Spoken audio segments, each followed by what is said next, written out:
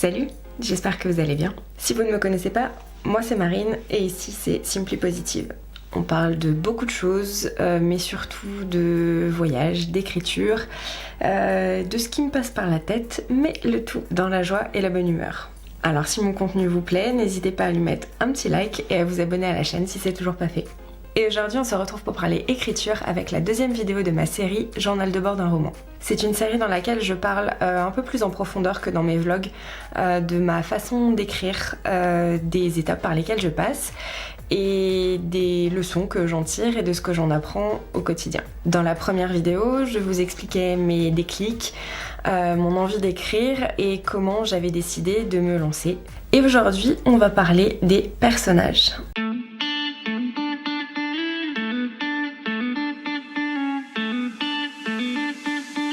Quand j'ai commencé à penser à mes personnages, j'ai évidemment commencé par les personnages principaux et je me suis posé un bon million de questions. Combien sont nécessaires à mon histoire ? Pourquoi ce nombre-là ? Qu'est-ce qu'ils représentent pour moi, pour mon histoire ? Quelle est leur place dans ma narration ? Ce sont beaucoup de questions un peu tactiques et techniques, mais qui, je pense, sont assez importantes pour construire au mieux ses personnages et au mieux son histoire. Et en tout cas, moi, ce sont des questions qui m'ont vraiment aidée à pouvoir me projeter et à pouvoir avancer dans la création de mes personnages. Et après ça, il a fallu que je m'interroge sur les personnages en eux-mêmes.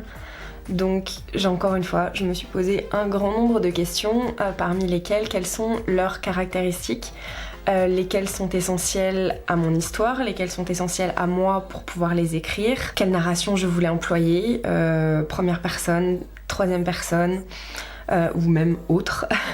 Personnellement, j'ai eu besoin de leur donner un nom assez rapidement. Ça m'aidait à les visualiser, à les percevoir comme des vraies personnes et pas juste comme des concepts. Donc j'ai brainstormé pour trouver des noms qui m'intéressaient, des noms qui m'inspiraient, des noms que j'aimais bien. C'était assez bizarre parce que j'avais un peu l'impression de baptiser des enfants quelque part, donc j'avais envie que leur prénom et leur nom de famille racontent quelque chose d'eux ou de moi, je pense. Je pense qu'il y a une grande symbolique dans les prénoms que j'ai choisis d'un point de vue personnel, donc c'est aussi assez rigolo de mettre un petit peu de soi rien que dans les noms de ces personnages. Ensuite, moi j'ai pas vraiment fonctionné par des caractéristiques physiques, à savoir si mes personnages étaient blonds, bruns, grands, gros. Pour moi ça n'avait pas d'importance et de toute façon ça n'apportait rien à mon histoire, donc je me suis vraiment pas étendue là-dessus. Par contre, j'ai privilégié les caractéristiques de caractère, des attitudes aussi, s'ils ont des tics, s'ils ont une façon de bouger un peu particulière, une façon de parler, un débit de parole, s'ils ont une posture plutôt renfermée, plutôt ouverte, plutôt inquiète, plutôt... Voilà, moi je me suis plutôt focalisée sur ces caractéristiques-là qui me paraissaient plus importantes et en tout cas dont j'avais moi besoin pour pouvoir les écrire et transmettre ce que je voulais transmettre d'eux et de mon histoire. Après par contre il faut faire le tri parce que tout ne peut pas se retrouver dans le livre. Il y a des choses qui sont essentielles à votre histoire et qui sont vraiment importantes pour faire avancer le scénario. D'autres qui sont juste importantes pour soi à garder à l'esprit parce que juste dans la façon dont on va les écrire, on va pouvoir faire transparaître quelque chose de leur personnalité. Mais on n'a pas forcément le besoin de l'écrire et de le raconter noir sur blanc. C'était un jeu de prioriser les caractéristiques et savoir lesquelles sont essentielles à placer et à écrire et à raconter et lesquelles vont être plutôt en sous-texte et qui vont plutôt servir à donner une atmosphère en fait à vos personnages et à leur donner une personnalité. J'ai eu aussi besoin de me pencher sur leur entourage direct, qui sont leurs collègues, leur famille, les gens qui côtoient tous les jours, les gens qui ne côtoient plus, les gens qui voudraient côtoyer, et lesquels vont avoir besoin d'apparaître dans l'histoire, puisque tous n'ont pas besoin d'être là, on n'a pas besoin de faire des scènes avec tous les collègues ou tous les amis, mais lesquels vont être vraiment les personnages secondaires clés pour, encore une fois, raconter quelque chose de l'histoire, raconter quelque chose du personnage. Et ça c'est pareil, c'est un exercice qui est pas évident, mais parce que quand on commence à creuser des personnages, même secondaires, on commence à les aimer, à les faire vivre, donc c'est difficile de se dire non, toi je vais te laisser de côté, t'es pas suffisamment important pour le reste de mon histoire. Donc la deuxième étape, une fois que j'ai eu une bonne ébauche bien travaillée de qui étaient mes personnages, ça a été de créer leur histoire. Et par ça, j'entends la différence entre leur but conscient et leur but inconscient. Leur but inconscient, comme son nom l'indique, il n'est pas conscient. Donc c'est quelque chose qu'ils ne formulent pas, qui n'est formulé clairement, je pense, nulle part dans le roman ou de façon très subtile, en tout cas pour moi, encore une fois. C'est finalement assez psychologique puisque c'est que du sous-texte et c'est vraiment creusé dans la psychologie du personnage, dans ses attentes, encore une fois, dans tout ce qu'il ne formule pas et dans tout ce dont il ne se rend même pas compte au final. Et puis évidemment, il y a le but conscient qui est très important et qui est complètement clair et transparent, c'est qu'est-ce que veut ce personnage ?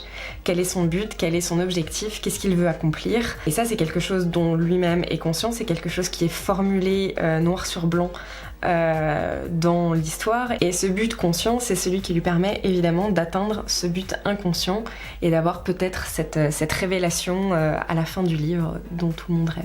Et une fois que j'ai eu toutes ces caractéristiques, que j'ai eu défini tous ces buts, il a fallu que je commence à plancher sur le scénario. Alors moi, le scénario, je le crée comme un scénario de film, je pense, avec vraiment des scènes, des chapitres et des arcs narratifs très très clairs.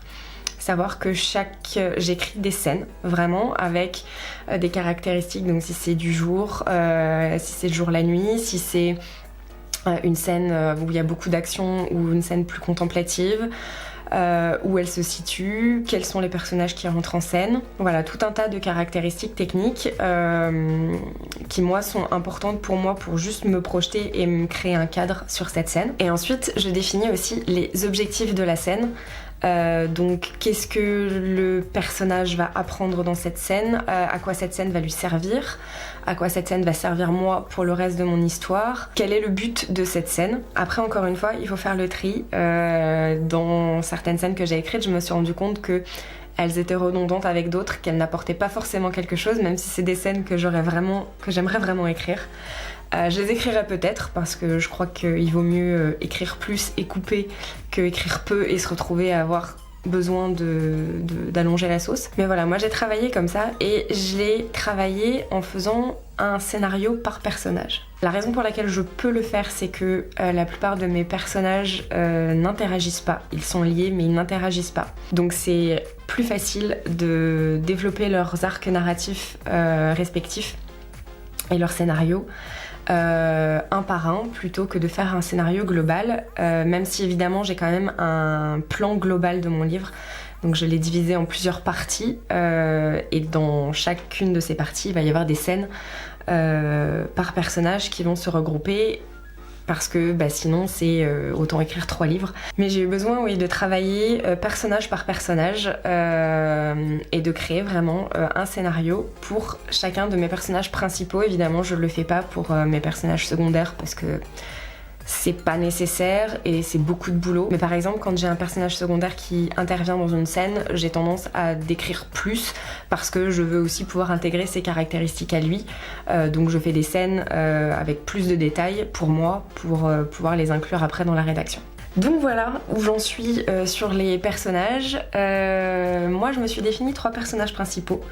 Enfin non, on va plutôt dire 2 personnages principaux et un personnage central.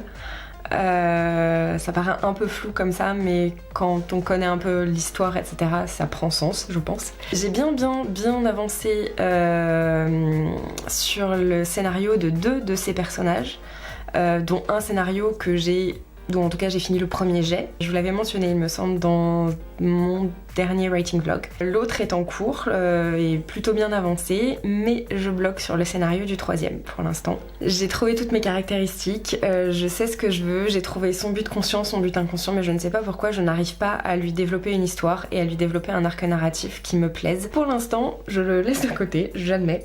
Je mets un peu la tête dans le sable là-dessus et je pense que je vais le laisser se décanter parce que Sinon je vais encore plus me bloquer. Moi j'en ai fini avec cette vidéo. J'espère qu'elle vous a plu et qu'elle vous a intéressé. Si vous écrivez, si vous avez écrit, si vous voulez écrire, que ce soit des livres, des films, des séries, des cours, etc. N'hésitez pas à me mettre en commentaire, vous, comment vous créez vos personnages, comment vous allez les créer, quelles sont les réflexions que vous avez pu avoir, les blocages que vous avez pu avoir. Je pense que c'est vraiment en échangeant qu'on peut avancer et trouver parfois d'autres petites portes par lesquelles aborder ses problèmes et du coup s'en sortir. Donc n'hésitez pas à me partager tout ça dans les commentaires. Encore une fois, si vous avez aimé cette vidéo, n'hésitez pas à lui mettre un petit like, et si vous aimez le contenu de ma chaîne, n'hésitez pas à vous abonner, ça fait toujours plaisir. Et puis moi j'en ai fini, je vous laisse là, je vous dis à bientôt, je vous fais des gros bisous. Salut!